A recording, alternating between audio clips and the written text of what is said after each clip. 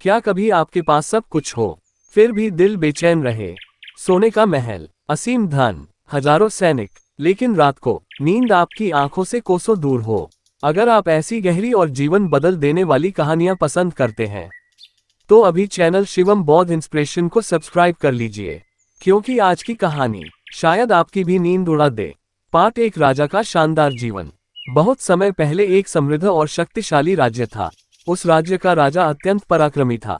उसके पास सोने से जड़ा महल था, दीवारों पर हीरे चमकते थे, हजारों सैनिक उसकी रक्षा में खड़े रहते थे। उसकी आज्ञा ही कानून थी। लोग उसका नाम सुनकर सिर झुका देते थे। उसकी एक मुस्कान इनाम थी और एक भान सिकुड़ना सजा। लेकिन हर रात जब पूरा महल नींद में डूब जाता, वही राजा अकेला बालकनी में खड़ा आसमान को देखता रहता। चांद चमकता था, हवा बहती थी, पर उसकी आंखों में नींद नहीं थी। उसे लगता था कुछ है जो उसके पास नहीं है। पार्ट दो, राजा की बेचैनी।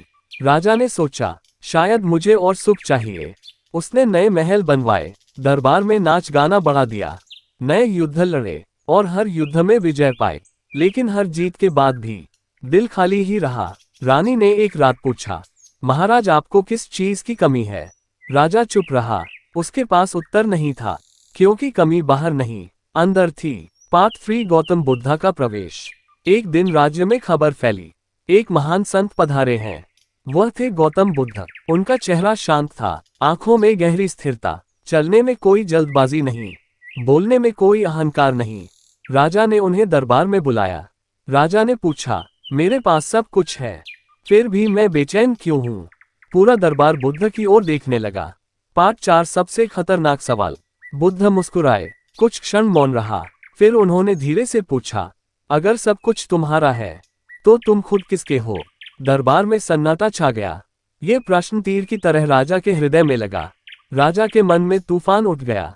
क्या मैं अपने मन का मालिक हूँ, या मेरे विचार ही मुझे चला रहे हैं? क्या मैं सच में स्वतंत्र हूँ, या अपने डर, अपने अहंकार और अपनी इच्छाओं का दास हूँ?